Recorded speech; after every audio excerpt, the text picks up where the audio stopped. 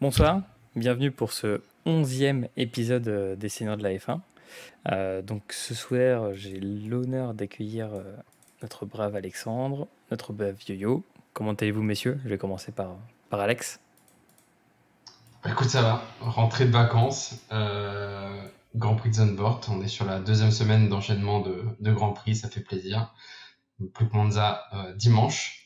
Et puis c'était quand même un beau Grand Prix. Moi, j'ai bien aimé. Donc assez satisfait. Et ça m'a donné un petit peu de boost pour cette semaine. T'es sûr que ça t'a donné du boost? Ça m'a donné du boost. Ça m'a donné du boost et de la confiance pour Monza. Après, on va voir vraiment le résultat qui s'y tiendra dimanche. Alors on verra si c'est du boost ou de l'encouragement parce que bon, il t'en faudra pour Monza, je pense. Grave, on va voir. Il faudra aussi du boost pour la Ferrari à Monza. Ça serait pas mal. Et du coup, pour ceux qui nous rejoignent, Alex est un fervent défenseur de Ferrari, même dans les heures sombres. Donc c'est ce qu'on appelle un vrai supporter. Toujours là. Yo-Yo, et toi, comment ça va? Est-ce que t'as bien aimé ce Grand Prix? Ça va. Alors, j'ai bien aimé toutes les catégories. D'ailleurs, les F3, F2 étaient plus intéressantes à regarder, beaucoup plus de dépassements. Même s'il y a eu beaucoup plus de safety car aussi et de drapeaux jaunes et rouges.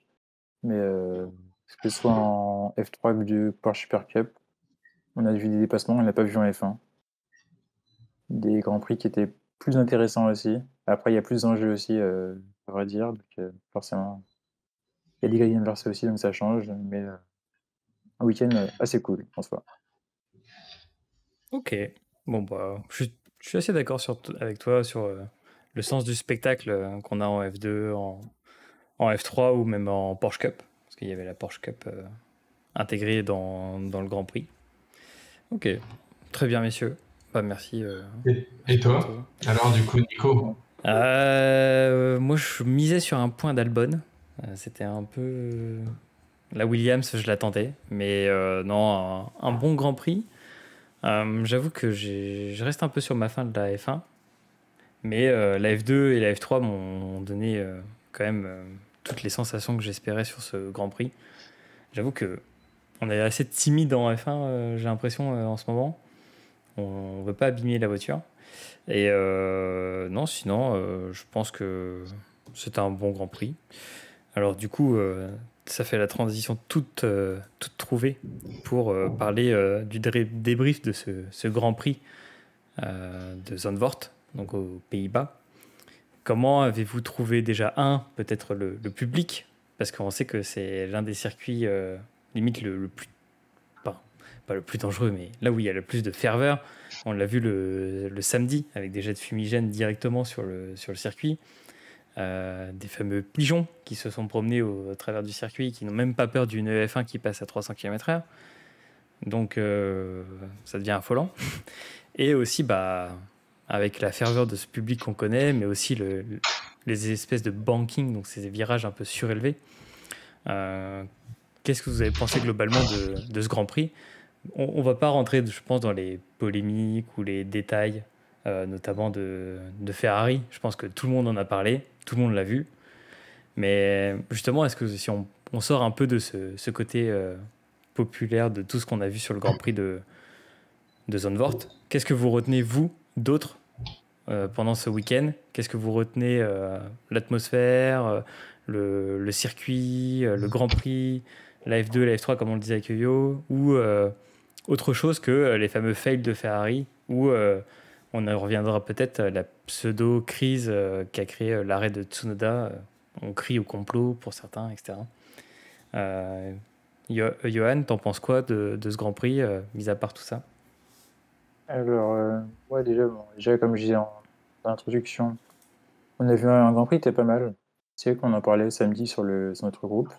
Et Alexandre disait que c'est un circuit où on n'allait pas avoir beaucoup de dépassements. Donc, t'as pas la place pour. Mais je pense que justement, on s'est un peu trompé. Il y a eu des dépassements, même s'il y a eu moins en F1 qu'en F2 en F3. Mais tu vois, c'est un Grand Prix qui, justement, avec le banking, te permet d'avoir des trajectoires qui sont différentes. De dépasser ou te laisser dépasser et dire je prends cette trajectoire-là pour rattraper. Et on se croit un petit peu en NASCAR, quoi. Alors, certes, pas la NASCAR sur circuit routier classique comme on le connaît, mais un petit peu sur circuit ovale, justement, à Daytona, où tu as le roval avec la partie route et la partie trajectoire avec le braking. Donc, très intéressant. Après, on a vu des batailles à tous les niveaux. Alors, certes, ouais, on va pas revenir sur Ferrari. On voit que les Mercedes sont de retour et que la Mercedes peut très bien jouer la deuxième place. Donc, on verra au classement, mais là, moi, je pense que la Mercedes pourrait être deuxième au classement pilote. On est à 30 points. Avec tous les circuits qui restent, en sachant que tu as toujours Hamilton et Russell dans les points. Un petit Russell qui, pour moi, il va peut-être chercher une petite victoire avant la fin de la saison. Il y a moyen de passer deuxième. Ok. Et après, après, je vais revenir sur un fait. Donc, je pense qu'on en parlera plutôt la semaine prochaine avec les détails qu'on aura. Mais c'est AlphaTauri, où tu as un Gasly qui amène les points, qui développe la voiture et qui est laissé à l'abandon et qui va partir tranquillement pour une nouvelle aventure. Ouais, du coup, tu penses qu'il va partir? Ouais, c'est sûr, 99,9%. Si Colton Herta il est validé, ce qui risque d'être fait, c'est sûr qu'il part. Ok, intéressant. Bah, je pense que, enfin, d'après les informations qu'on peut trouver dans les paddocks, dans le paddock, à mon avis, il parle de jeudi. Jeudi, on aurait une révélation sur le futur de Gasly, peut-être du côté du coup de Alpine, pardon, avec côté d'Ocon. Donc on va voir ce qui s'ensuit. Mais complètement, on verra jeudi et je pense qu'on en débriefera lors du Grand Prix de Monza. Bah, merci Yo-Yo pour ton analyse. Toi Alex, bon, on va te laisser tranquille avec Ferrari, mais concrètement, t'en penses quoi de ce Grand Prix? Est-ce que potentiellement c'est une date que tu coches à ton agenda, Zandvoort maintenant? Ouais. Moi, j'ai été vraiment agréablement surpris déjà au qualif de voir que bon, bah, Red Bull, les Ferrari, Mercedes avaient le rythme. Et d'un coup, on voit un Albon sortir meilleur dernier secteur, on voit un Vettel sortir le meilleur premier secteur dans les derniers tours de qualification. On se dit, oh là, qu'est-ce qui se passe? Les écuries midfield commencent à performer. Bon, la petite erreur de Vettel lui a coûté quand même de passer en Q2. Mais moi, je retiens quand même que Albon était là. Mick Schumacher aussi était là, bien qu'en fait il n'ait pas renouvelé, enfin il s'est fait virer globalement à la fin de la saison de Haas. Et il a vraiment prouvé comme quoi bah, Magnussen, voilà, il a vraiment outperform ce week-end. Et après, je trouve qu'on a eu un Grand Prix assez intéressant dans plusieurs sens. Déjà, au premier abord, on voit quand même qu'il y a de la bataille côté Mercedes. Là, c'était pas vraiment un circuit, on va dire Mercedes à 100%. Globalement, j'aurais plus misé sur Ferrari au point de vue aéro. Je me suis un petit peu trompé là-dessus. Mais on voit quand même que même au sein de l'écurie Mercedes, ça commence à monter. On a enfin ce qu'on voulait avoir. On a eu un superbe dépassement de Russell sur Hamilton où c'était vraiment à la limite de la collision au niveau de l'aileron dans la ligne droite. Pour citer un petit peu le sujet qu'on avait amené la semaine dernière sur les choix des pilotes, sur une stratégie, on a eu donc une safety car parce que Tsunoda s'est arrêté. Et Bottas aussi. Et en fait, du coup, bah, il y a eu un choix de Russell de changer ses pneus, comparé à Hamilton qui a préféré, enfin, qui a suivi un petit peu l'ordre de l'équipe de rester dans les hards. Et c'est ce qui a payé finalement. Russell a réussi à arriver en deuxième position, à passer devant Lewis et à avoir son podium. Donc du coup, on a eu franchement des super choix. Bien évidemment, un Verstappen qui reste intouchable, même chez lui, qui a un rythme complètement fou. Et après, bah, voilà, parce que c'est aussi mon écurie, moi, je trouve une belle remontada de Leclerc. Il s'est bien bataillé. Il n'a pas eu de chance de s'arrêter littéralement 2 tours avant la voiture de sécurité. Je me dis, c'est vraiment pas de chance. J'étais pas bien sur mon siège. Mais je trouve que voilà, c'était assez sympa. Je regrette juste un petit peu que le public ait balancé un peu de fumigène vers la fin des qualifications. Je me suis dit que c'était fait un petit peu pour pour contrer un petit peu les qualifications, faire en sorte que peut-être d'autres écuries essayent de battre Verstappen ou autre. Mais bon, ça c'était un de nos anciens sujets, parce qu'on avait abordé ça à Silverstone. Mais sinon, c'est vrai que voir un stade rempli de personnes en orange, ça fait quand même assez chaud au cœur, même si je suis pas vraiment pour Verstappen. Voir tout ça, je me dis que vraiment là, un pays soutient complètement son pilote. C'est complètement fou. Hâte d'être à Monza et de voir que du rouge partout la semaine prochaine, enfin cette fin de cette semaine. Ça va être génial aussi. Après, ce qui est pas mal, c'est que du orange au rouge, il n'y a qu'un pas. Donc, du coup, au pire, les supporters de Ferrari pourront un peu retourner leur maillot, quoi. Pour le C'est ça. décolorer un petit peu.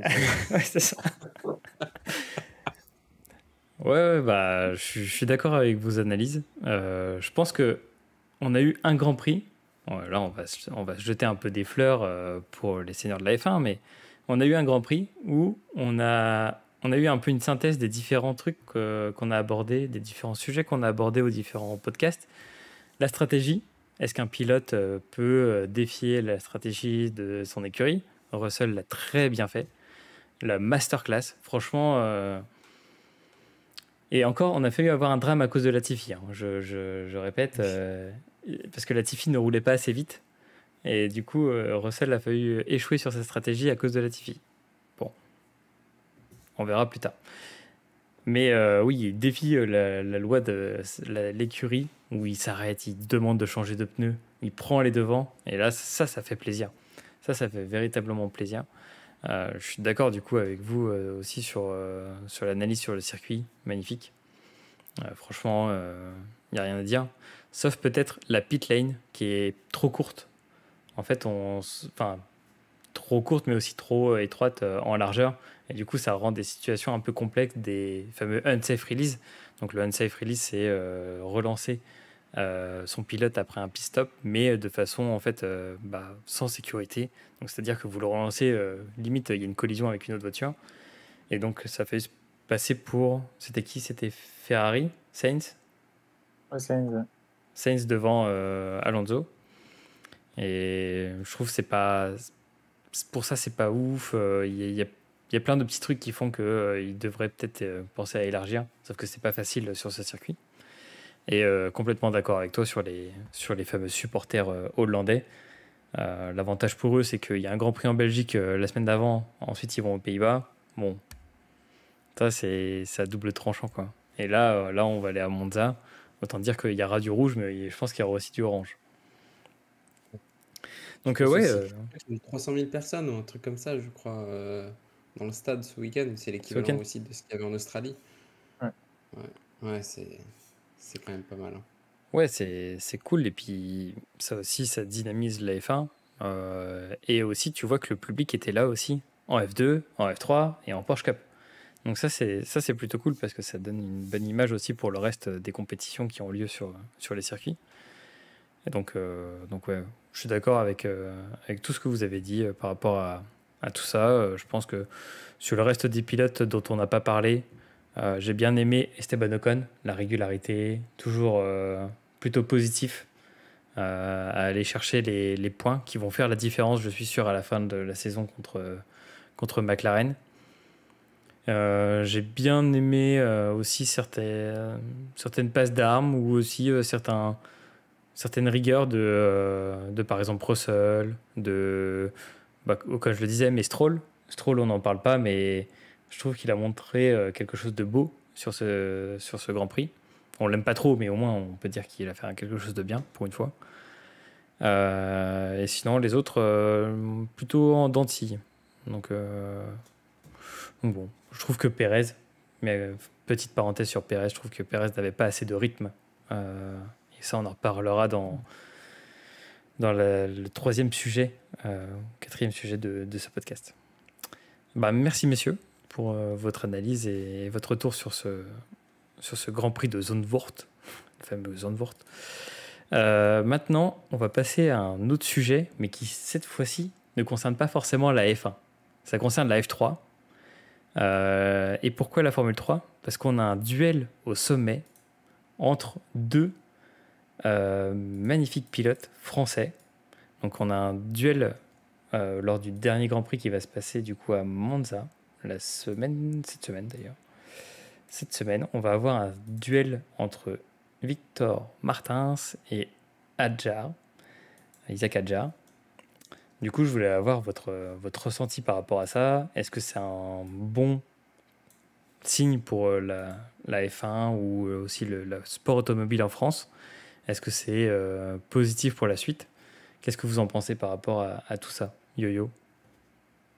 Alors moi, je vais dire c'est un signe positif. On a perdu le Grand Prix de France. Et si on veut avoir un Grand Prix un Grand Prix chez nous, il faut absolument qu'il y ait des pilotes qui créent une ferveur, tu vois, genre comme Verstappen. Si tu un pilote qui vient, qui amène un public, qui est derrière lui, forcément ça attire du monde et tu auras la F1 chez toi. Et puis tu as aussi le fait que on- nos pilotes français sont quand même assez vieillissants, on va pas se mentir, même ils ont 24-25 ans, Gasly, Ocon, et comment ça devient les anciens quand tu vois que les Hamilton, enfin Vettel part, Alonso, certes, il est encore là, mais il va pas tarder à partir, je pense. Magnussen, il commence à avoir son âge, donc c'est la relève, en tout cas j'espère. Donc il y aura des places à pourvoir. Ils sont chacun dans des académies, donc on en parlera tout à l'heure, mais qui, euh, qui pour les mettre en avant. Après, il faut juste qu'ils arrivent au bon moment, quoi. C'est comme pour Cher, la saison prochaine, il sera pas en F2, on ne sera pas où il sera. Donc il faut vraiment qu'il ne pollue pas les étapes et trouve la bonne place au bon moment. Et puis, au niveau de la France, c'est toujours bien de faire que ça rayonne, quoi. Déjà, ça fait longtemps qu'on n'a pas eu on a eu une victoire l'année dernière, il y a 2 ans, mais un titre, on n'était pas né quand le dernier titre français a eu lieu, quoi. C'est vrai. Mm. C'est Ah, c'est dur dit comme ça, mais belle, belle analyse. Non, mais c'est clair. Mais complètement belle analyse de Johan sur ça. Et du coup, on pense que ça va être le futur aussi de nos pilotes. Toi, Alex, qu'est-ce que ça t'évoque, du coup, cette fameuse bataille du coup lors du dernier Grand Prix? Parce que en plus, ce qu'on peut dire à nos éditeurs, c'est qu'en F3, vous avez deux courses. La sprint race, donc une course sprint assez courte, et là où les points sont plus limités, je crois qu'on divise les points ou un truc comme ça, et du coup on se retrouve avec moins de points sur le week-end, mais on se retrouve avec deux courses. Donc il y a la course du samedi, et vous avez la course du dimanche matin.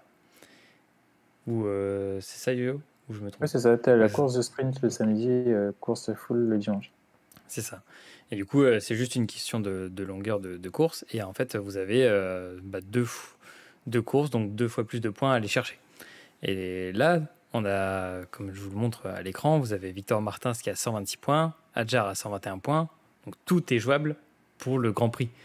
Mais si les deux, imaginons que les deux se crashent, et ce qu'on espère vraiment pas, il y a aussi Stanek qui peut rentrer dans la bataille. Donc à voir, mais on pense que ça va être un des deux. Toi, Alex, qu'est-ce que ça t'évoque du coup cette bataille franco-française et la relève du coup du futur, comme le mentionne Yo-Yo, peut-être en remplaçant dans 2-3 ans ou 3-4 ans les Alonso, Hamilton, Vettel, mais tu as aussi Ocon qui va s'approcher de la trentaine. Tu vas avoir aussi Magnussen. En gros, est-ce que tu penses qu'on va avoir Victor Martins ou Isaac Adjar dans le futur de la F1? moi, je pense qu'il y a quand même, il y a toujours moyen que les pilotes F3 finissent de façon déjà en F2 et ensuite viennent en F1. Je pense que aujourd'hui, quand on regarde la F1, on voit beaucoup de jeunes têtes. Enfin, ils sont tous assez jeunes hein, globalement, mais bon, d'ici quelques années, ils vont tous vieillir, hein. Et on est tous surpris quand un ancien pilote revient en F1, tel que Magnussen, tel que Alonso, tel que Kubica, pour ceux qui suivaient un petit peu à l'époque. En fait, c'est des pilotes qui ont déjà couru en F1, qui ont posé leur retraite hein, et qui reviennent. Peut-être pour le plaisir du sport ou parce que l'écurie aussi demande bah, avoir aussi quelqu'un de plus âgé, donc il accepte ou il accepte pas, hein. Mais en général, un pilote de Formule 1, bah, il a ça aussi dans le sang. et aussi quelqu'un qui connaît un petit peu l'ère, la nouvelle ère, bon, bah, ça présente des avantages. Si aujourd'hui on fait venir des Ralf Schumacher qui ont couru dans les années 2000 avec des voitures modernes, je suis pas sûr que ce soit quand même le bon parti pris. Ou même un Jenson Button, je serais vraiment curieux de savoir, d'avoir un peu son ressenti sur une voiture moderne telle qu'aujourd'hui. Mais je pense que ça fait quand même plaisir de voir déjà 2 pilotes françaises batailler pour le titre en F3, ça fait plaisir. Il faut savoir que quand même le dernier champion du monde français, c'est Alain Prost, hein. Ça a été le seul d'ailleurs pilote français à avoir été champion du monde, donc ça date quand même il y a un petit moment. Donc pourquoi pas les voir. Et puis je pense que d'ici là, euh, moi mon ressenti c'est que la F1 va évoluer de sorte à avoir beaucoup de pilotes assez jeunes, faire pas mal de turnover.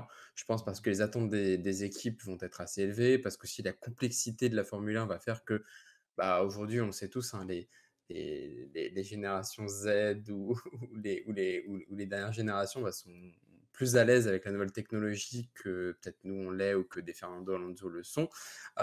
Et donc, du coup, bah, je pense au fur et à mesure que la technologie va évoluer dans les monoplaces, bah, du coup, en fait, évidemment, ceux qui vont s'adapter dès le début, donc les plus jeunes, vont performer. Je prends l'exemple tout à fait de Verstappen, qui lui a commencé en F1 lorsqu'il avait 17 ans, donc c'était quand même aussi assez jeune comme un Vettel, hein.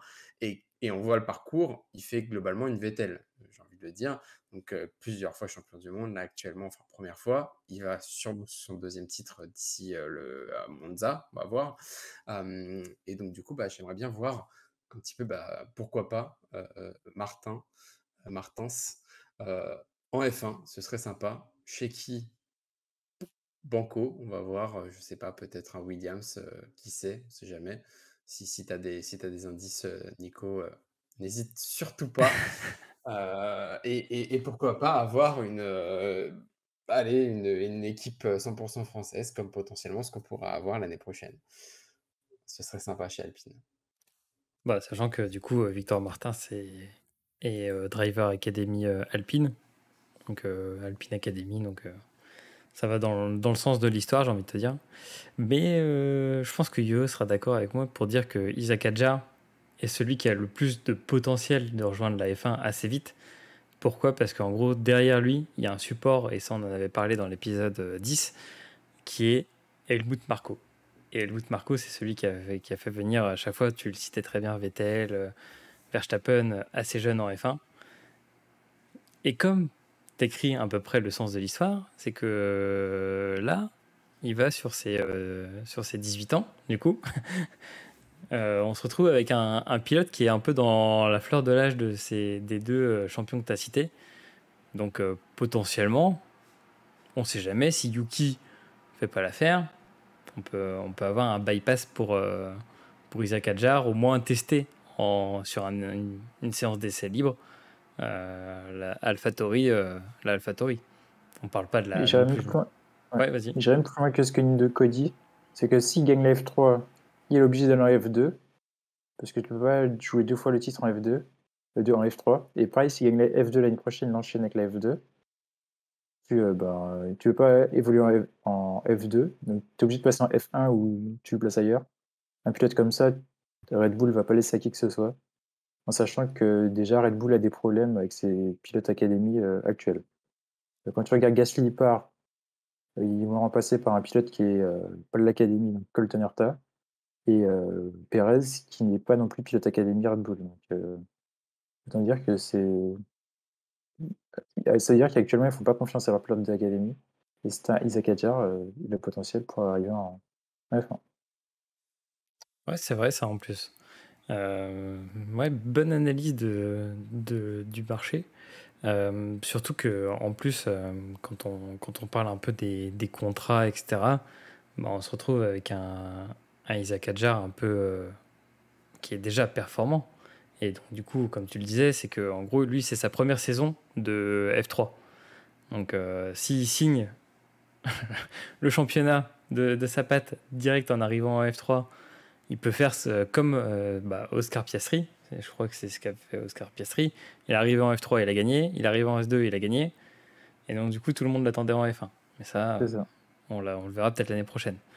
Bon, je pense pas qu'il gagne avec McLaren. Mais bon. Du coup, oui, si Zach Hadjar gagne, et ça tu le disais très bien, on peut pas réenchaîner une nouvelle année de F3. On est obligé de passer dans la catégorie supérieure ou devenir ou arrêter quoi, ou devenir pilote de réserve ou autre. Donc du coup, oui, ça pourrait forcer la main à certains aussi autres pilotes de la Red Bull Academy, et ça foutrait un sacré coup de pression parce que quand vous regardez la F3 et la F2, c'est pas comme en F1 où vous avez les écuries de la même, enfin les voitures de la même team ont la même couleur. En F3 et en F2, la couleur dominante de la voiture, c'est l'académie du pilote. Donc on se retrouve, c'est assez drôle, je pense que tu es d'accord avec moi Yo, sur ça, quand tu vois la grille de départ d'un F3 ou d'une course de F2, on se retrouve avec au moins, je sais pas, 6-7 voitures marquées Red Bull partout. Exactement. Alors vous C'est ça. avez t'as Red Bull, t'as Alpine et t'as Williams. Et on se retrouve en fait Les trois. avec les trois. Et au milieu, vous avez des pourchères avec Intermarché qui vont se balader. Donc je trouve ça assez drôle. Et D'ailleurs, je pense qu'on pourrait faire un jour un podcast sur ça, sur les pilotes académie et les pilotes payants, du style pour cher, parce que ça se fait pas mal en sport automobile, les pilotes qui soit ramènent des sponsors qui les aident à financer leur parcours au sein dans une académie, ou des pilotes qui payent pour participer à des Grands Prix. c'est vrai que ça peut être un très bon sujet. N'hésitez pas du coup à nous revenir si ce sujet vous intéresse et on en fera un sujet dédié focus sur les fameux sponsors ou les arrivées des pilotes. Ok, bah merci messieurs sur ce sujet. Est-ce que vous avez des choses à rajouter? Est-ce que on peut faire un prono qui est votre favori du coup pour dimanche, enfin pour samedi et dimanche en F3? Qui vous voyez gagner le sacre ultime de la F3? Yo-yo. Alors moi, je vois bien Martins gagner, Mm. même si c'est pas mon favori, mais c'est vraiment parce qu'il a l'expérience, c'est sa deuxième année. L'année dernière, il n'était pas passé loin de la victoire non plus. Et donc, ouais, je vois Martins à l'expérience. Ok. Et Tu un le vois. Hadjar qui gagnera l'année prochaine. Ok. Du coup, tu le vois gagner une ou deux courses ou bien se positionner, assurer les points et gagner. Bien se positionner pour la course, pour la full course, et gagner à ce niveau-là. Je le note.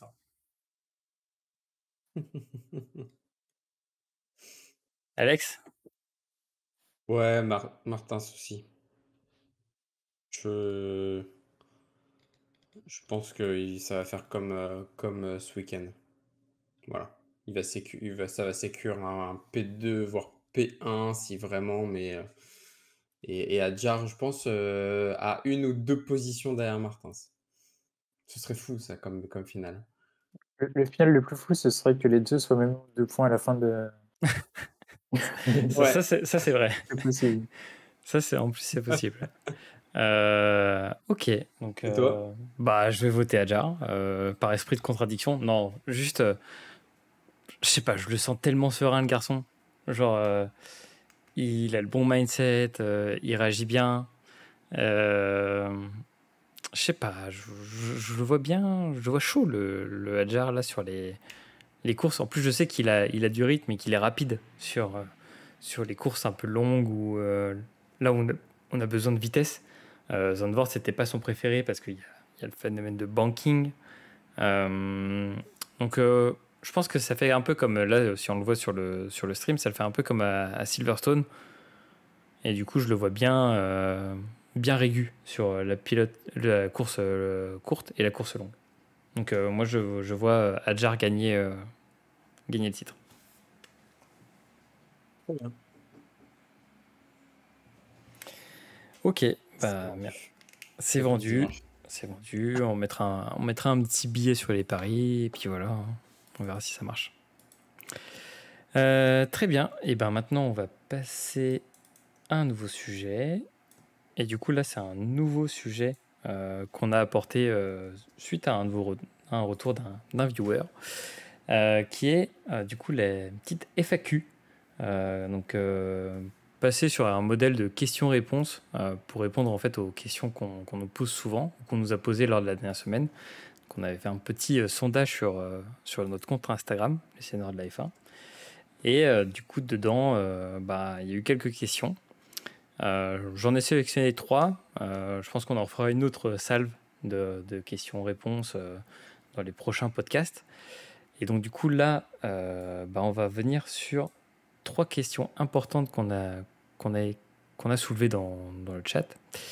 Et du coup, on va commencer par Yo-Yo qui va nous dire pourquoi les voitures clignotent des fois et on dit qu'elles se rechargent. Vous avez sûrement entendu parler, si vous regardez les Grands Prix sur Canal, Julien Febvre dire là, il est en recharge de l'ERS ou ils sont en recharge de batterie. Concrètement, ça veut dire quoi? Yo-Yo, je te laisse nous expliquer tout ça. Alors, déjà, le reste, pour savoir ce que c'est, donc une F1, c'est une voiture qui est hybride. Donc, le reste, c'est la partie électrique, avec une partie électrique du moteur. Et donc, ce qui se passe, donc, pour savoir informer le pilote qui est devant, que le pilote qui est devant vous recharge, il y a un petit clignotant, justement, pour dire que cette batterie est en cours de rechargement. Et donc, ça a une portée, une part de la sécurité, parce que forcément, la voiture devant vous sera plus lente. Mais c'est également une information stratégique, parce que ça vous indique pourquoi la voiture, que la voiture devant vous, elle recharge. Donc, vous allez recharger votre voiture au bon moment. Vous pouvez utiliser et utiliser votre ERS. Donc, il y a différents niveaux d'utilisation de l'ERS. Ça se programme avec le volant. Donc, je crois qu'il y en a 5 ou 7 avec quelque chose comme ça. Et donc, ce qui se passe en fonction de ce que vous avez sélectionné comme puissance, la batterie va plus ou moins se vider. Donc, pour ceux qui jouent à F1 Manager ou à F1 2022, donc c'est un petit peu plus explicite. Sur F1 2022, c'est soit on l'active à fond, soit on l'active pas du tout. Et sur F1 Manager, ça diffère un petit peu, mais c'est assez simple à voir avec soit on est en dépassement, soit on est en mode classique, soit on est en neutre, soit on est en mode recharge. Et ce petit bouton, on voit clignoter, cette LED, on la voit que clignoter uniquement sur temps sec. Sur la pluie, l'arrière, la LED est totalement rouge. Et donc par contre, là, on ne sait pas si le RS est utilisé ou en mode recharge. Et il Ok. faut savoir également que, en termes de sécurité, c'est également en termes de sécurité. Donc cette LED, elle est rouge ou pas. Quand il y a une voiture, elle a fait un crash, et pour indiquer aux commissaires s'ils peuvent intervenir ou pas sur la voiture. Et d'ailleurs, en F1, donc là, comme le montre Nico, donc là, on peut voir des voitures. Donc là, j'imagine, là, c'est sur temps sec, donc c'est censé, donc là, c'est en pleine recharge, parce que c'est rouge. En sachant que la recharge de l'ERS se fait au freinage. Merci Yo-Yo pour cette explication très complète de l'ERS. Et oui, du coup, c'est beaucoup plus complexe que simplement appuyer sur le bouton. C'est ça. Sur le bouton. Donc voilà, on attend vos retours si jamais ça vous a plu cette explication. Et du coup, maintenant, vous saurez pourquoi Julien Febvre dit il est en pleine recharge, donc du coup, il peut pas doubler. Exactement. donc voilà. Deuxième question, et là je vais laisser Alex y répondre, c'est qu'est-ce que ça veut dire avoir du rythme en course auto? Donc pour ceux qui ne savent pas, Alex est un très grand pilote de Assetto Corsa, un jeu de simulation, et aussi de notre dieu sur F1 2022. En question de rythme en course, il y connaît un rayon, donc du coup il va nous dire qu'est-ce que c'est avoir du rythme. Vous l'avez pareil entendu les commentateurs à la télé dire regardez le rythme de, je sais pas, Alonso, il est formidable, ou alors à l'inverse, regardez Pérez, il n'a pas du tout de rythme. Et du coup, on te laisse, Alexandre, nous expliquer c'est quoi le rythme en course auto. Yes. Alors, le rythme, c'est pas forcément que pour la F1, c'est vraiment aussi pour tous les sports automobiles, que ce soit la Porsche Cup d'ailleurs, qui apparaît souvent avant les Grands Prix de Formule 1, que ce soit en IndyCar par exemple, donc c'est l'équivalent de la F1 aux États-Unis, là où Grosjean actuellement, donc Grosjean en fait partie. En fait, avoir du rythme, c'est quand vous êtes en qualification, vous avez un mode de fonctionnement qui fait que le plus important, c'est de se concentrer sur le tour, faire le tour parfait, le plus rapide pour débuter en première position. En course, c'est différent. Là, on l'a vu sur le circuit de Zandvoort le week-end précédent. On a 72 tours. 72 tours où un pilote, il fait toujours la même chose. Il doit gérer ses pneus, il doit freiner au bon moment, il doit accélérer au bon moment, il ne doit pas faire de tête à queue, regarder ses rétroviseurs, etc., etc.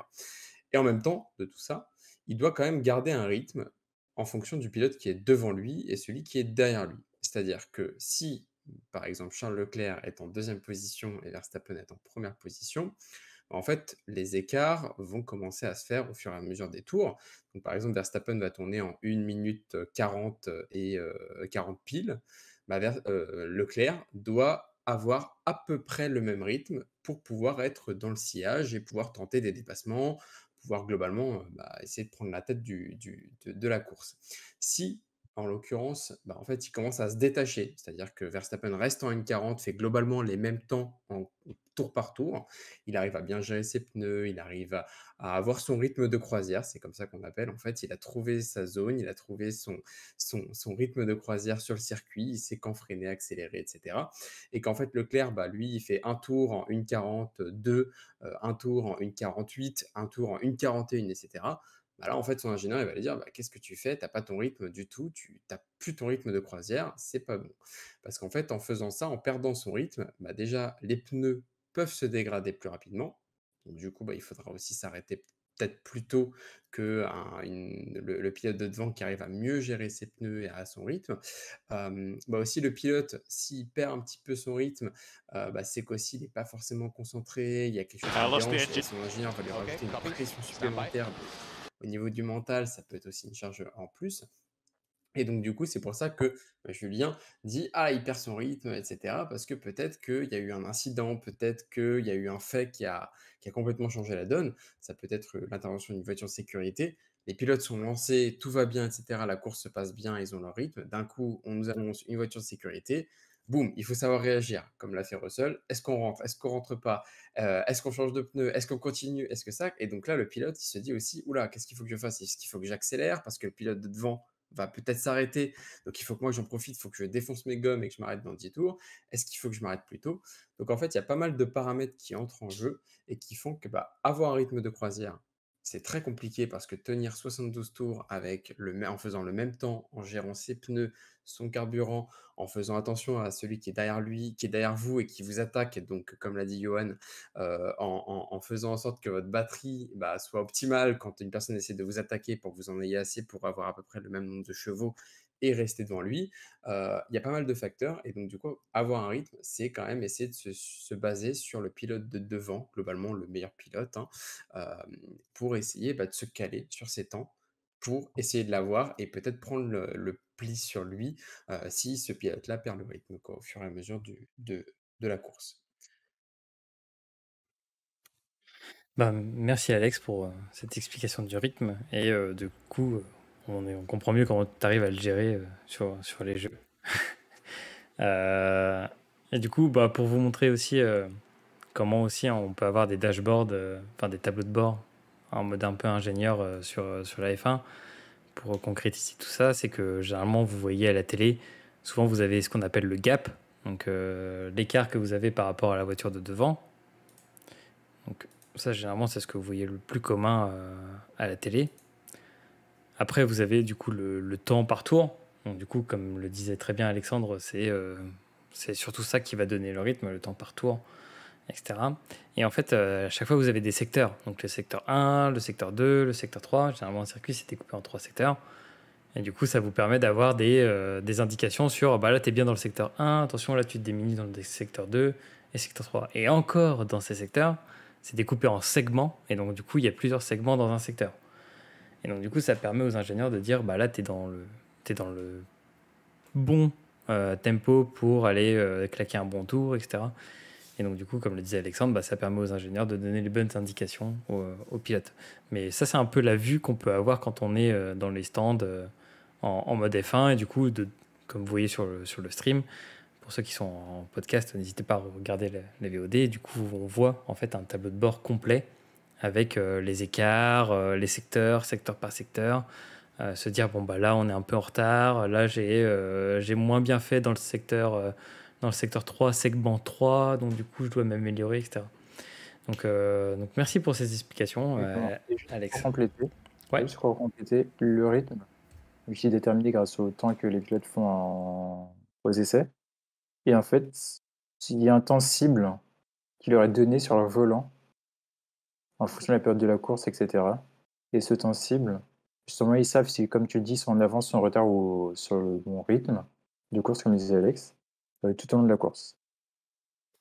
Et je rajouterai encore un dernier petit truc aussi pour compléter, un petit fun fact même pour les auditeurs. Le rythme de course aussi, c'est comparer les deux coéquipiers. Il y avait une super anecdote, messieurs, en 2005-2006. C'était chez Renault d'ailleurs, où il y avait Fernando Alonso et son coéquipier, c'était Giancarlo Fisichella. Et je crois que c'était, je sais plus si c'était au Brésil ou en Australie. Et en fait, il y a emmené l'ingénieur qui prend la radio pour parler à Giancarlo Fisichella, donc le coéquipier de Fernando Alonso, et qui dit littéralement Giancarlo, tu es 2 secondes plus lent que Fernando par tour, bouge-toi les fesses, c'est pas normal. Déjà qu'Alonso était quand même un pilote assez rapide, là 2 secondes par tour, sur 60 tours, ça fait vraiment une différence totale. Donc j'invite vraiment à tous ceux qui nous écoutent à aller sur Internet, sur YouTube et à taper justement Giancarlo Fisichella ingénieur, et vous aurez cette séquence magnifique où vraiment on n'a pas envie d'être le pilote à ce moment-là pour se faire crier dessus comme ça. Bon, après, ça les mate et puis ça les motive. Hein. Si on motive à faut y chaque aller. fois, si on les motivait à chaque Faut fois y comme aller. ça serait bien. Hein. Non, mais oui, très très bonne anecdote et c'est vrai que ça va que c'était Fisichella à la radio et que c'était pas Raikkonen. Enfin bref, sinon Raikkonen a rigolé. Bah merci, merci Alex pour ces explications lucides et pleines de bonnes pratiques. Moi, je vais vous parler d'une question qu'on a eue, mais surtout sur le cas Piastri, qui fait suite, du coup, je crois que c'était l'épisode 9. Donc, du coup, on avait pas mal parlé du cas Piastri, qui du coup, il y a eu une embroglio. En fait, Oscar Piastri est un pilote de l'académie Alpine, qui du coup a un peu fait un mauvais coup à Alpine, et où du coup, il a négocié en soum son contrat pour McLaren, parce que McLaren allait se séparer de Ricardo. Donc, du coup, au moment où Alonso a annoncé qu'il partait à Aston Martin, donc ça fait un peu c'est rocambolesque hein, cette histoire. Et donc Alonso Alpine annonce son départ vers Aston Martin. Du coup, Piastri saute sur l'occasion pour négocier son contrat avec McLaren. Alpine se dit bon bah c'est ça, on a un pilote de réserve qui s'appelle Oscar Piastri, on va l'utiliser vu que Alonso se barre. Et bah non, vu qu'il avait négocié son contrat avec McLaren, McLaren a dit ah bah non, nous on l'a recruté. Donc du coup on se retrouve dans un cas, et c'est pour ça que ça a été intéressant de parler de la F3 juste avant et de Driver Academy, c'est qu'on se retrouve dans un cas, et c'est pour ça que la question est venue, où bah, est-ce que ça engage les équipes à faire de la Driver Academy si demain ces mêmes pilotes vous foutent un couteau dans le dos en négociant avec d'autres écuries parce qu'ils sont pilotes de réserve ou qu'ils sont montés grâce à la Driver Academy. Et donc, je trouvais la question très intéressante pour la soulever parce que là, on va arriver dans une période assez charnière de la saison et où tout le monde va commencer un peu à négocier les places qui restent. On va être dans des jeux de rupture de contrat. On a parlé, par exemple, dans, je crois, l'épisode 10 ou 9 de la rupture de Mick Schumacher avec Ferrari. Du coup, Ferrari n'a pas prolongé un peu le contrat Driver Academy avec Mick Schumacher. Du coup, il se retrouve sans rien. Vous avez d'autres cas où, du coup, si Gasly part chez Alpine, du coup, il sera plus protégé, pseudo-protégé par Red Bull. Donc, il y a plein de petits cas comme ça qui nécessitent, je pense, une explication. Et surtout, est-ce que le cas Piastri va faire jurisprudence et menacer l'avenir des Team Academy, la Alpine Academy, la Red Bull Academy, mais aussi la Ferrari Academy ou la Williams Academy. Et donc, je voulais réagir sur cette question. Et donc, pour dire que je pense qu'il faut laisser un peu le temps au temps, que là, Piastri, c'est un cas à part, mais que malheureusement, du coup, ça va donner des idées aux futurs pilotes un peu malsains qui vont pouvoir se balader dans le paddock. Et surtout, c'est surtout l'entourage qu'il faut aussi mettre en avant. C'est que Oscar Piastri, il est entouré de gens qui sont des pontes de la F1, qui ont des bonnes places avec tous les boss des teams. voit un Weber, il a négocié avec McLaren comme jamais. De toute façon, on savait qu'il aimait pas trop Alpine, donc le débat commençait à ce moment-là. Et du coup, l'entourage de Oscar Piastri a favorisé le fait qu'il puisse se permettre de faire ça à Alpine pour signer chez McLaren. Demain, si on a, par exemple, je vais prendre un cas qu'on peut connaître en F2, si on a un Iwasa, donc il y a un pilote japonais de la Driver Academy de Red Bull, si demain, ce même pilote dit, bon bah ok, je viens chez Red Bull, ça m'étonnerait qu'il fasse le même coup que Piastri à l'Alpine. Pourquoi? Parce que Iwasa, il est japonais, son cercle est plus restreint, que du coup Red Bull se protège aussi en recrutant potentiellement des jeunes pilotes qui ont un cercle plutôt fermé et que du coup eux ils peuvent garder et protéger.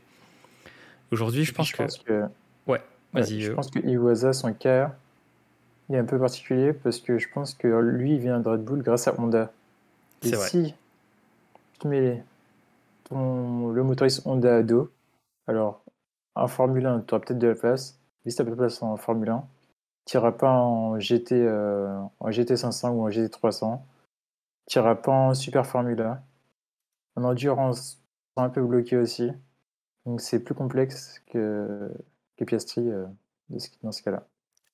Exactement. Merci Yo-Yo pour la précision. C'est vrai que c'est du coup il est protégé par. Enfin, il fait partie du projet Honda avec Red Bull. Donc, ça légitimise d'autant plus le fait qu'il soit dans la Driver Academy. Mais vous avez des pilotes comme. Et puis, en général, Red Bull s'entend plutôt bien avec les autres écuries pour placer aussi ces pilotes. On voit Albon, qui est de la pilote Academy Red Bull, qui se retrouve chez Williams, qui du coup, là, est plutôt une antichambre Mercedes. Donc, c'est plutôt encourageant sur la suite. Je pense que là où Alpine se retrouve un peu solo et un peu seul au monde, c'est qu'en gros, tout le monde veut essayer de tuer Alpine.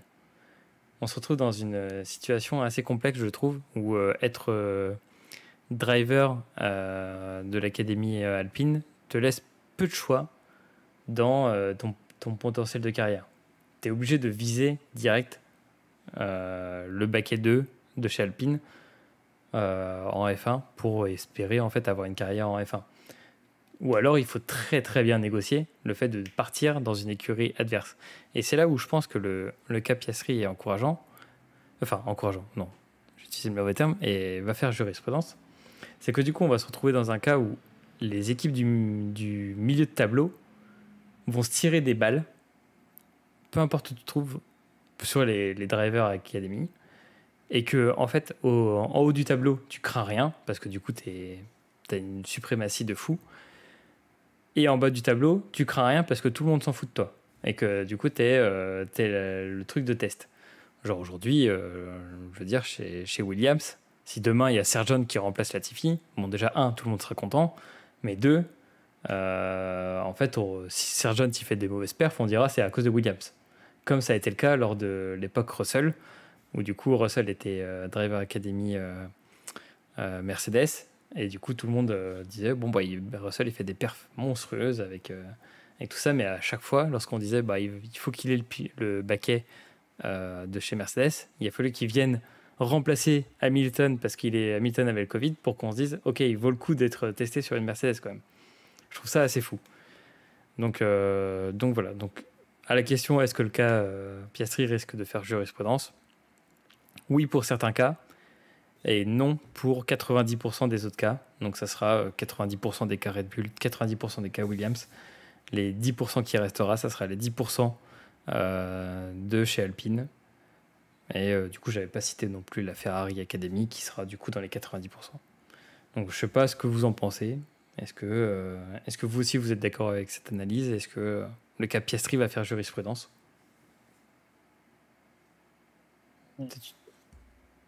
Bonne question. Moi, je pense que oui, quand même. Ouais. Après, je pense que c'est un petit peu nécessaire de mettre un petit coup de pied dans la fourmilière pour justement rééquilibrer un petit peu les cartes et permettre à des pilotes qui, à l'heure actuelle, auront peut-être du potentiel, mais seront bloqués parce qu'il n'y aura pas de place pour eux en F1.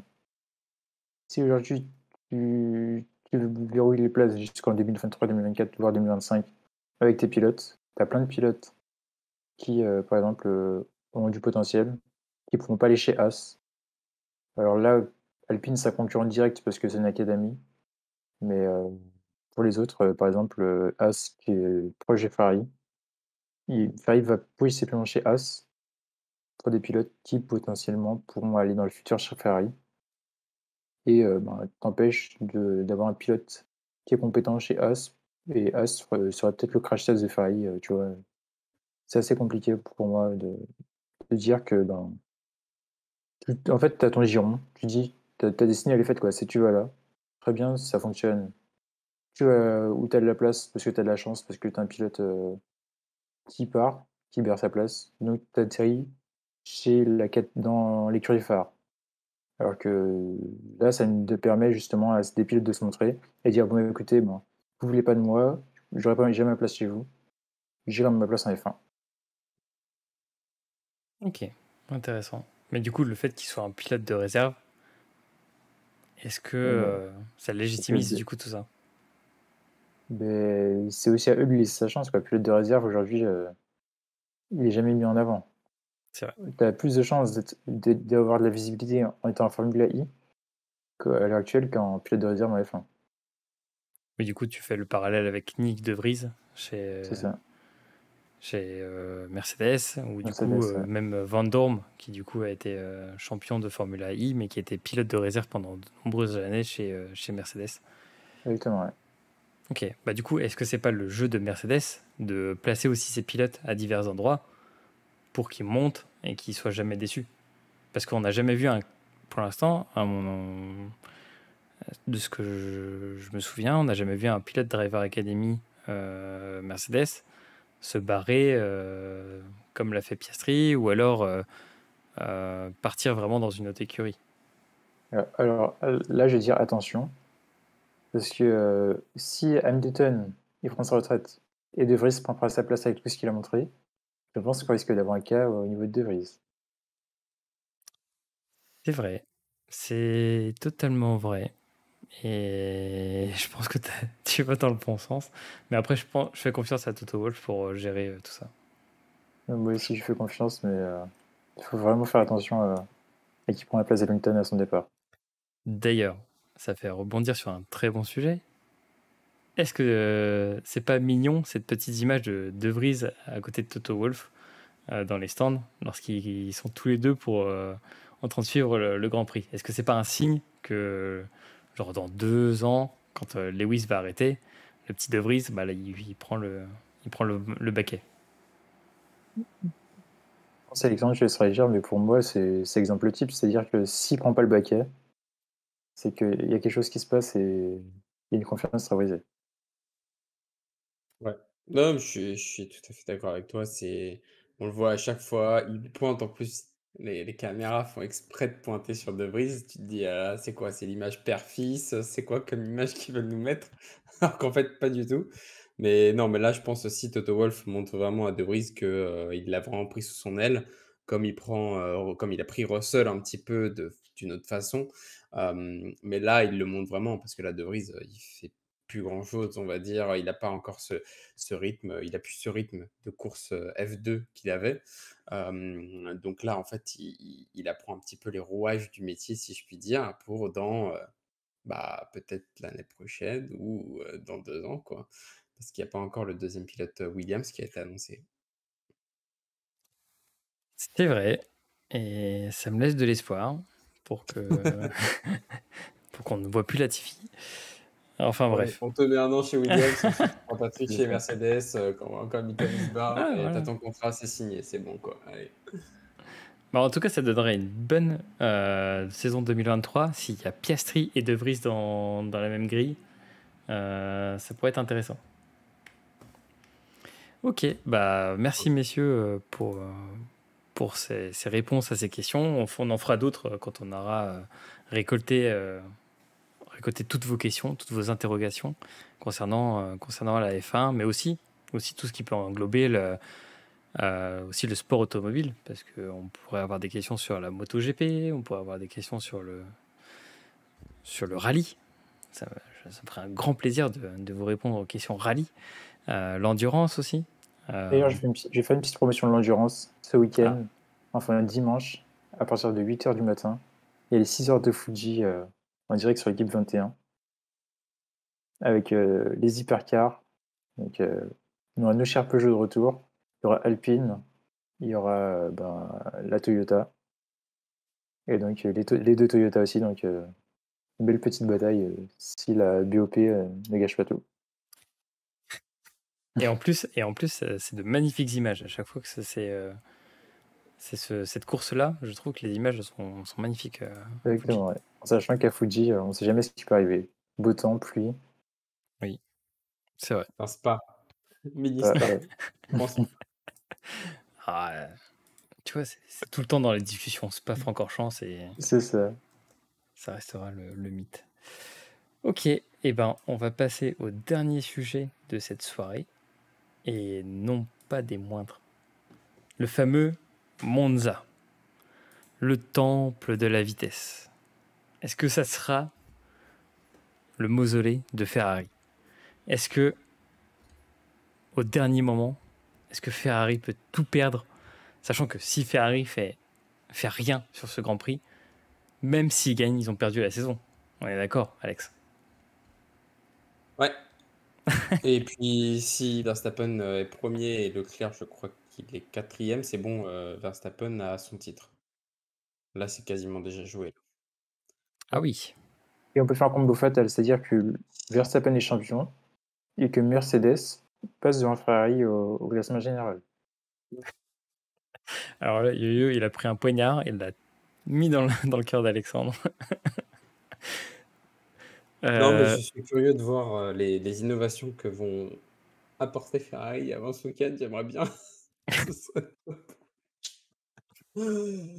Sachant que du coup, ce qui va se passer, c'est que on va avoir, si je ne me trompe pas, ce week-end Grand Prix, week-end repos, week-end Grand Prix. Et le week-end dans 2 semaines, c'est à Singapour. Un des circuits impronosticables de la saison, le plus ce qu'on appelle RNG, le plus aléatoire. On ne sait absolument pas ce qui va se passer. Est-ce que Monza, donc là où la vitesse est la plus importante, est-ce que les spécifications de n'importe quelle écurie peut faire la différence face à Red Bull? Parce que Red Bull en vitesse de pointe, on rappelle que là, au dernier Grand Prix, Perez ou Verstappen, ils étaient quasiment sans DRS et ils pouvaient batailler contre n'importe qui. Donc, est-ce que vous pensez qu'il y a une écurie qui peut concurrencer Red Bull en vitesse? Yo-Yo. Alors moi, je te dirais oui, mais au détriment de la fiabilité. Alors, moi, je suis n'importe quelle écurie, je vais pas concurrencer Red Bull. J'attends qu'il y ait un problème ou une safety car ou un truc comme ça, ou une mauvaise anticipation, même si on sait que la Red Bull, niveau stratégie, elle est imprenable aussi. Mais j'attends le petit détail qui fait que je peux la battre, mais pas au détriment de la fiabilité. Par exemple, Ferrari, là, s'ils apportent des évolutions comme l'a dit Alexandre, qui n'utilisent pas cher de leur peau, qu'on a vu ce que ça donnait derrière l'évolution qu'ils ont ajouté, la fiabilité de la voiture. C'est vrai. Et Mercedes, s'ils veulent continuer dans les points et viser la seconde place, pareil, je vais pas chercher Red Bull. Je vais chercher ma troisième, quatrième place, mais pas mieux. Sachant qu'en plus, c'est toujours compliqué d'amener des spécifications quand tu reviens d'un Grand Prix, le temps de transporter tout. Donc du coup, ta journée de vendredi, tu la passes juste à tester des trucs sur les 2 séances d'essai. C'est ça. Donc ouais, c'est vrai que ça va être compliqué. Est-ce que du coup, vous pensez que la deuxième voiture la plus rapide du paddock, qui est l'Alpine, peut faire le jeu du reste et du coup jouer un peu les troubles faits en se bagarrant devant? Ouais. Moi, voilà, on le voit souvent, hein, un Alonso qui revient tout le temps dans le sillage, c'est complètement délirant la vitesse de pointe de Alpine. Après, en revanche, Enfin, Monza, le surnom, c'est le temple de la vitesse. Il y a pas que ça aussi, il y a chicane, et autres. Mais après, je me dis que tout est possible parce qu'il faut reprendre un peu les faits. Quand Ricardo a gagné, il y a 2 ans, parce que c'était il y a 3 ans Gasly, heu, il me semble, je sais Oui, il a plus. gagné l'année Heu, dernière, je crois. Ouais, il y a 2 ouais, ans, c'est Gasly a ça. gagné. Gasly, Ouais, donc il y a 3 ans, du coup, Ricardo Ouais. avait fait premier avec la McLaren. La McLaren avait quand même tenu, tout le paddock, grosse ligne droite, 350, on était posé, Ricardo était là et je me dis que, là, Alpine va se mettre en préparation vitesse de pointe. Ça peut faire la diff, mais la Red Bull, vraiment, elle est complètement abusée, quoi. C'est ligne droite, tenue de route, virage et puis le Verstappen, il prend les virages comme n'importe qui, quoi.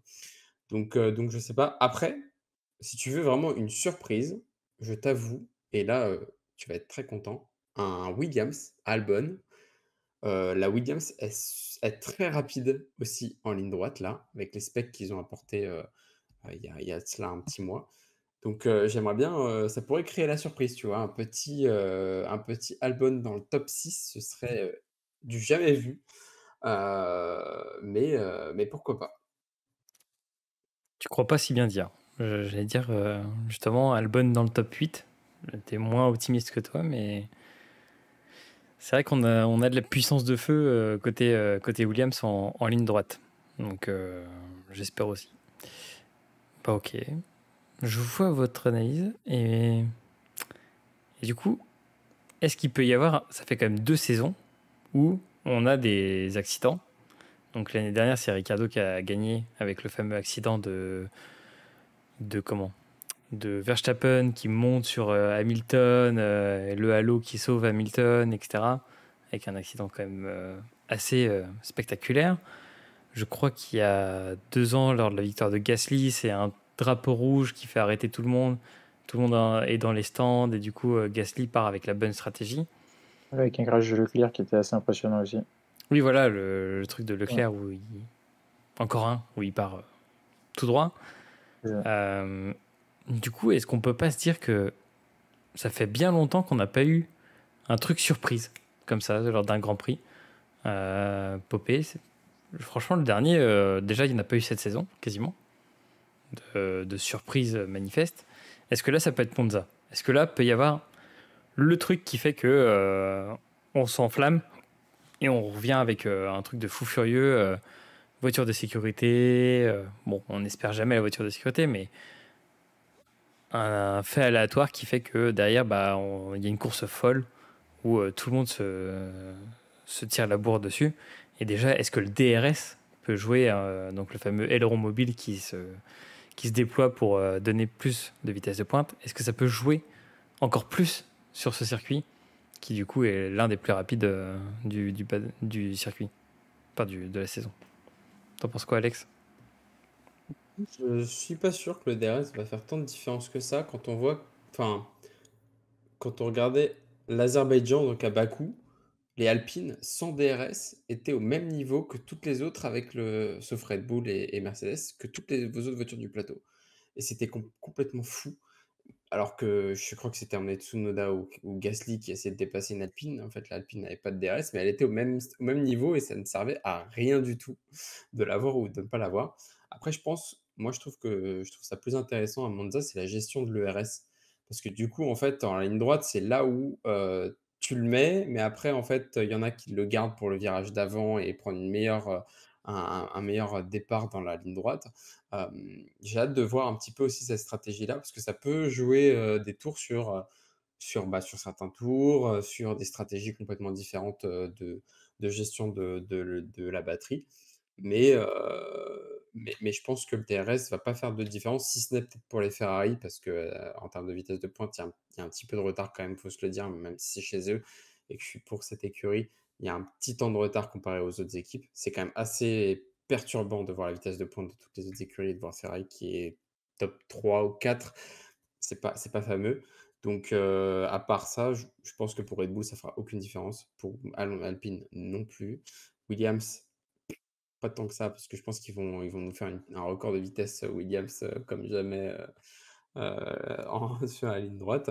Mais moi, ce que j'ai peur, c'est plus, j'ai regardé là, il fait beau, il va pas faire très chaud, donc ça c'est parfait, il va faire 26 degrés, c'est génial.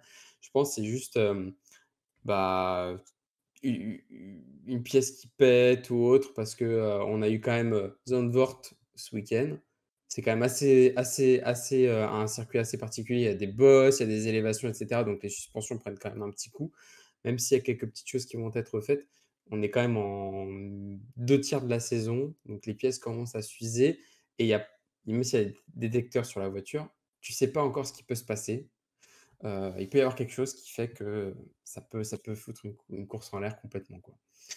Donc je pense que c'est ça qui va faire que, on aura peut-être un chamboulement total. Ok.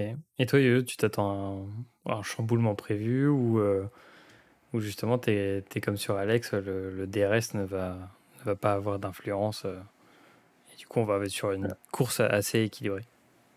Alors, je pense que le DRS aura une influence sur la voiture à niveau équivalent. Mais sinon, comme Alex, je pense pas que le DRS va permettre à des voitures plus lentes de rattraper des voitures plus rapides. Ou inversement. Et après, par contre, je pense pas qu'on sera non plus sur une course Polition. Après, comme le dit Alex, on est sur 3 courses sur chaîne. Les moteurs ont déjà 2 ou 3 courses. On est sur un circuit qui demande de la puissance moteur. Donc, on peut avoir une voiture avec une caisse moteur, une boîte de vitesse aussi. Parce que les rapports, tu les montes rapidement, enfin, tu les montes rapidement à pleine charge. Mais en bout de ligne droite, tu les passes, tu rétrogrades aussi rapidement. Et les organismes qui fatiguent aussi, on n'en parle pas, mais enchaîner 3 courses à une semaine, ça fatigue, ça demande de l'attention. Mais sinon, en dehors de ça, je vois Red Bull dérouler, Verstappen premier, Perez en second, qui va sécuriser, qui va justement essayer de jouer le titre et qui va être le coéquipier modèle. Et pour ralentir tout le monde et essayer de, justement, s'il y a une Ferrari est troisième, qui ralentisse bien tout le monde et qu'il y a une Mercedes qui dépasse les Ferrari. On est ce clair. Je vois un Ok. truc comme ça. Mais... Et du coup, tu mets qui troisième? Allez, il est sur une bonne dynamique, j'y dirais Russell. Ok. Donc Verstappen, Perez, Russell. Ouais. Ok, je note. Donc c'est le moment des pronos. Hop. Et après ça, on peut regarder la F1 tranquillement en faisant des seigneurs de la F1 uniquement basés sur le midfield et la fin du peloton qui est dans le jeu encore. C'est ce qu'on aime aussi, hein. C'est ça, bah, il faut, de toute façon, à l'avant. Et Alex, ton prono, qui va Alors, sûrement te faire mal au cœur, hein. bah oui, oui, non, non, mais je sais que la Ferrari, ça va pas être leur. En fait, Mattia Binotto a dit que toutes les améliorations qu'ils vont faire vont servir pour l'année prochaine. Donc, autant te dire qu'en fait, ça va pas être significatif déjà jusqu'à la fin de cette saison, si même le directeur d'écurie a dit ça. Moi, je vois Verstappen, bon, premier, il n'y a pas de discussion. Par contre, je vois après le doublé Mercedes en mettant un Hamilton devant. Hem, Parce que j'ai été vraiment agréablement surpris, à Zandvoort du rythme Mercedes et à quel point en fait, elle est vraiment géniale maintenant. Ils ont fait vraiment quelque chose de complètement fou comparé à Barcelone, au tout début de la saison. Donc je vois bien les 2. Ouais, je vois bien les 2 et je vois un petit Alonso qui se place en 4e, parce qu'un Pérez, il je sais pas, je pense qu'il tiendra pas le rythme, de devant. Ok. C'est trop triste. Je vois pas de Ferrari en top 5. Ah ouais, Ouais, là, c'est terrible. Ouais, en fait, ça me fait tellement peur quand je vois le moteur Ferrari complètement en rade comparé à toutes les autres écuries. Là, je ne peux que dire ça. Et j'espère que je vais me tromper. Je l'espère sincèrement. Mais bon.